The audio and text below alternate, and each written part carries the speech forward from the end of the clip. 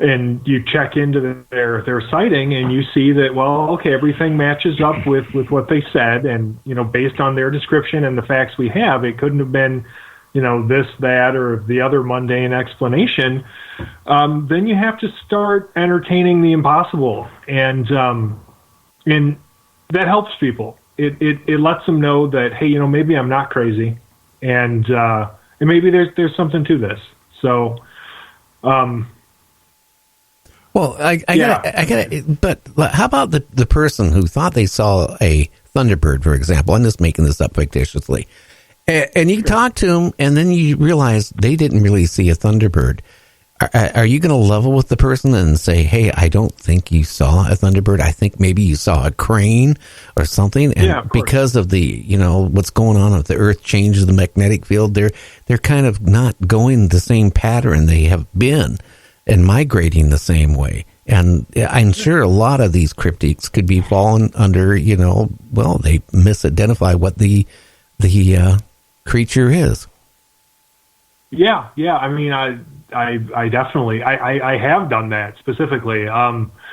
Just off the top of my head, I mentioned a video earlier. So one of the more interesting pieces of evidence that we received was a video shot from a GoPro camera in the Pilsen neighborhood of Chicago. So this guy was bicycling to work. It was mid-afternoon, and he saw some people on the street corner. It was a couple, and they were looking up in the sky, and he saw the gentleman pointing up, and so he looked up, and he saw what he initially described as some sort of winged humanoid or giant bat, possibly a man in a wingsuit. And, he had a GoPro camera on his bicycle helmet, so he thought, hey, I'm going to follow this thing. And I'm going to get as much footage of it as I possibly can. And he was very sincere. Lon talked to this guy. I talked to him. He was authentic in his belief that he had seen something anomalous. And so we got that video, and we were able to get some stills from it and blow those stills up. And sure enough, whatever it was, it wasn't a Mothman. It was clearly some kind of bird. I suspect it was a heron, actually, and there's a lot of circumstantial evidence to sort of support that, considering, well, specifically what you're talking about, Gary, with climate change and how it has affected the migratory patterns of these large bird species. Herons are around that area in greater numbers than ever now. And I think that some of these people probably have misidentified large birds, and I'm very open and very honest about that. And so when I spoke to this particular gentleman, and he agreed after I was like, okay, well, I'm going to show you some pictures of some large birds, and do any of these, look like what you saw in flight? And sure enough, I sent him a picture of a great blue heron and like a crane, and I forget what the other one was. And he was like, yeah, it looked most like this heron. And I was like, okay, well, we've got these stills blown up and everything, and if you look at this thing, it's clearly a bird. And he was ultimately okay with that. It's difficult, I think, for people to admit that maybe they were fooled by something, that especially because of the nature of these experiences, I think, and how life-changing they can be. They really do open up new vistas of possibility for people, as far as like their paradigm of how the world works, frankly. That to hear that it may have been something mundane can be very, very difficult.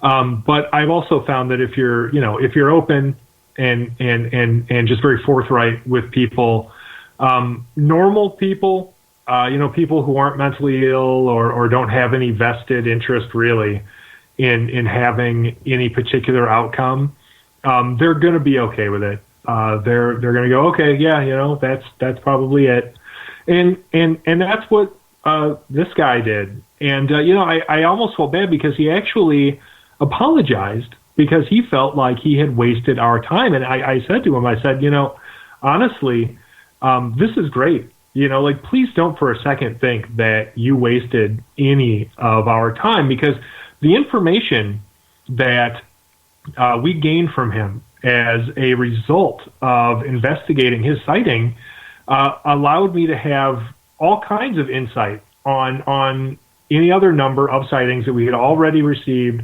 or received after. And, it's very valuable to be able to, explain something if you can, because I think what that helped us do is build a sort of profile for what the real potentially paranormal sightings were. And so, like, there's a lot of value in being able to explain some of these sightings, and it's never a waste of our time. The only thing that's ever a waste of our time are hoaxers or pranksters or anything like that. So, I will always tell somebody if I think that there is a mundane explanation, but I only do that if I have evidence for it, because one of the most annoying things to me are people who will come up with a possible mundane explanation with no evidence, certainly no proof of that explanation being correct, and then they'll act like that is the reality, as though just coming up with a possibility is enough to explain something. Like, that drives me crazy. So I will never do that. The only reason that I explained this the Pilsen witnesses sighting was because the video evidence was overwhelming. And a lot of people, do you ever get people on denial after you interview them and you tell them, I don't think it was a whatever, and you try to, or I take it you try to be honest and level with them and they explain what they probably saw? It has happened before with me. I mean, not necessarily what was going on in Chicago, but with other sightings.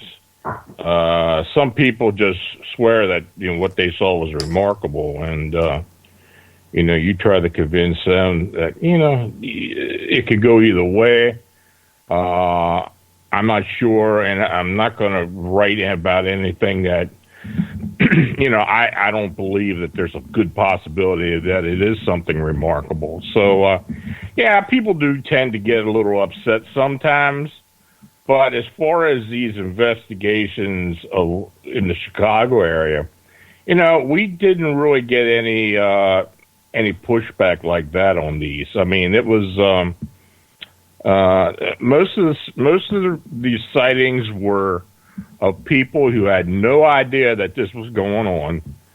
They didn't change what they had seen and reported, and the wing structure in particular kind of took out the possibility of it being a heron or some type of other large migratory bird. So there were a lot of factors, but in the way people reported these sightings to us was a pretty strong and convincing bit of evidence, or anecdotal even, that kind of made us think that, there's something definitely being seen that just can't be explained. Now, have either one of you guys seen like a Mothman or any flying cryptic yourself? Well, I have. I mean, I think I told you about that when I was on. Back in '88, I had an encounter with something very similar. And what were you doing when you saw it? And what did it look like? And how big was it? Well, this happened in 1988 here in Pennsylvania. I was with two other gentlemen, and we were investigating a series of screeching and screaming sounds that were coming from a camping area at a Boy Scout camp. And what happened was we went into the area to investigate it. And we set up a camp, and on the second night, we actually heard this screaming sound. And, we just couldn't identify what it was. So I guess we decided to stay up for that night. And about 1 o'clock in the morning, we traveled away from the campsite up the trail. And then we weren't that far from the campsite. And in the stream, or in the creek that was beside us onto the right side, we noticed something with bright red eyes standing in the middle of the creek. Now, by the time we got the flashlights on this thing, because we all saw it, it just suddenly jettisoned into the air. And when it got to its apex, it made out a screaming sound that basically sounded like a child screaming, and it took off toward the west of us, and we heard it as it faded away. But it was very similar to what people have been seeing in Chicago, though we didn't get a very good look at it. It was about 6 foot in height. The bright red eyes. It had some type of structures on the back, which we believe were wings, but it never unfurled the wings. This thing just jettisoned up without doing that. And that's something else we've been hearing about in Chicago, that these beings, and I do believe it's a multiple beings, have the ability to fly without the use of the wings. There's some type of propulsion that they're using. And again, not all of them had the red eyes, but I think the majority of the sightings did have the red eyes. So, that was very similar, like I said, to what has been reported in Chicago.